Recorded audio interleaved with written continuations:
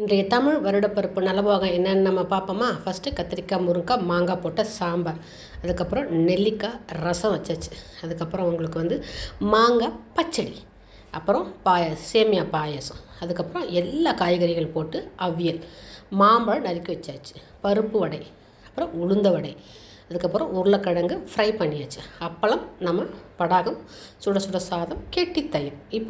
இப்போ நம்ம இலையில பரிமாறுவோம். மாங்காய் பச்சடி வச்சாச்சு. அதுக்கப்புறம் உங்களுக்கு பருப்பு வடை வச்சாச்சு. அதுக்கப்புறம் உளுந்த வடையும் நம்ம இலையில வச்சாச்சு. அவியல் வச்சாச்சு இலையில. அதுக்கப்புறம் உருளைக்கிழங்கு ஃப்ரை அதுவும் நம்ம வச்சாச்சு. அதுக்கப்புறம் உங்களுக்கு மாம்பழம், அப்புறம் உங்களுக்கு அப்பளமும் வச்சாச்சு. வடாகம், நம்ம வீட்டில் வச்ச வடாகம் ரெண்டுமே நம்ம வச்சாச்சு. இப்போ சுட சுட சாதம் இலையில போட்டுக்குவோம்.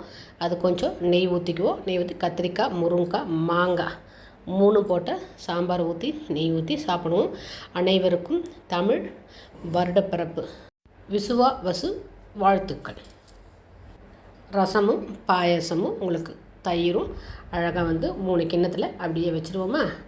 சாப்பிட்டதுக்கப்புறம் ஊற்றி சாப்பிட்டுக்கிட்டாங்க. மொத்தம் உங்களுக்கு காட்டுறதுக்காண்டி அதில் எடுத்து வச்சாச்சுங்க.